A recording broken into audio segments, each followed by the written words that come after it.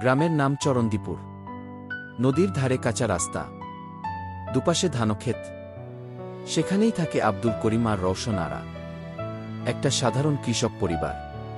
তাদের দুই ছেলে, বড় ছেলে রফিক, ছোট ছেলে শফিক। রফিক ছোটবেলা থেকেই গম্ভীর, পড়াশোনা তেমন এগোয়নি, কিন্তু বাবার সঙ্গে মাঠে কাজ করতে করতে সে শক্ত হয়ে উঠেছে। আর শফিক ছিল একেবারে উল্টো, হাসি খুশি, বইয়ের পোকা।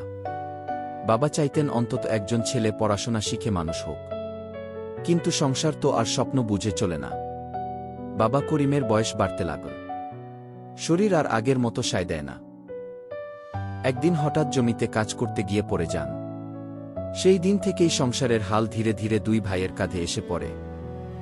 রফিক বলল, আমি মাঠ দেখব, বাবা তুমি আর কষ্ট করো না ঘি। শফিক চুপ করে শুনছিল। রাতে মায়ের পাশে বসে বলল, আমাকে শহরে যেতে দাও মা, কাজ করব, পড়াশোনাও চালাব। মায়ের চোখে পানি চলে এল। ছোট ছেলেকে ছেড়ে দিতে মন চায় না, কিন্তু পেটের দায় বড় কঠিন। শফিক শহরে গেল। দিনভর একটি গ্যারেজে কাজ, রাতে পড়াশোনা। আর গ্রামে রফিক একা হাতে জমি, গরু, সংসার সব সামলাতে লাগল।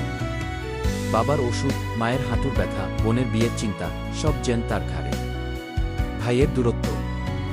সময় যেতে যেতে দুই ভাইয়ের মধ্যে দূরত্ব তৈরি হল। শফিক মাসে টাকা পাঠায়, কিন্তু বাড়ি আসে কম। রফিক মনে মনে ভাবত, শহরে গিয়ে মানুষ হয়ে গেল, গ্রাম ভুলে গেল। একদিন হঠাৎ বাবা খুব অসুস্থ হয়ে পড়লেন। রফিক তড়িঘড়ি করে ফোন করল। শফিক দৌড়ে এল গ্রামে। বাবার শয্যার পাশে দাঁড়িয়ে তিনি বললেন, তোমরা দুইজন দুই পথের হলেও আমার চোখে তোমরা সমান। সেই কথাটা দুই ভাইয়ের বুকের ভেতর কেঁপে উঠল। ভাঙল ভুল বোঝাবুঝি। বাবা সুস্থ হওয়ার পর এক রাতে উঠোনে বসে রফিক বলল, আমি ভেবেছিলাম তুই আমাদের ভুলে গেছিস কি। শফিক চোখ নামিয়ে বলল, আমি ভুলিনি ভাই, শুধু লড়াইটা অন্য জায়গায় করছি কি। সেই রাতে অনেক কথা হলো, অনেক না বলা কষ্ট বেরিয়ে এলো। শফিক পড়াশোনা শেষ করে স্থানীয় স্কুলে চাকরি পেল, গ্রামেই থাকল। রফিক আধুনিক চাষ শেখে জমিতে ভালো ফলন আনল। মা রওশন আরা একদিন হাসতে হাসতে বললেন, এই সংসারটা টিকে আছে তোদের দুই কাঁধে ভর করে কি। বাবা উঠোনে বসে ছেলেদের দিকে তাকিয়ে শুধু বললেন, ভাই থাকলে গরিব ধনীকে।